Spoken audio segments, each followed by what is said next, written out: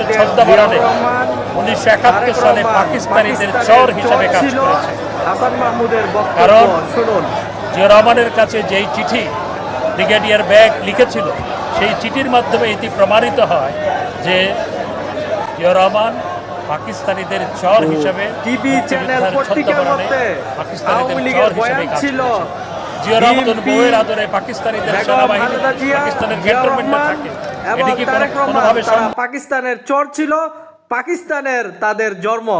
তো বিএনপির এই নেতা নয়ন এই বাস্টার্ডের বাচ্চা কি ভুলে গেছে যে তারেক রহমান জিয়াউর রহমানকে পাকিস্তানের চর বলা হতো? সে কি অতীত ভুলে গেছে?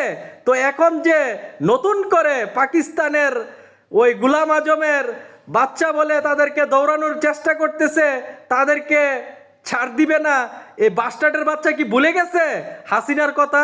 তো হাসিনার বয়ান যদি নতুন করে বাংলাদেশে পরিচালনা করে, আমরা ছেড়ে দিব না। আমরা বিএনপির প্রতি রেসপেক্ট ভালোবাসা রাখি, জামাত শিবিরের রাজনীতি আমি করি না, কিন্তু নতুন করে ওই হাসিনা স্টাইলে যারা রাজনীতি করবে, ওই বাস্টার্ড কুলাঙ্গার বাচ্চাদেরকে দাওয়াই দিতে আমরা একটু দ্বিধাবোধ করব না। অতএব হাসিনার বয়ান, হাসিনার স্লোগান বন্ধ করতে হবে, এই নয়ন কুলাঙ্গার বাচ্চাদেরকে জানিয়ে দেন।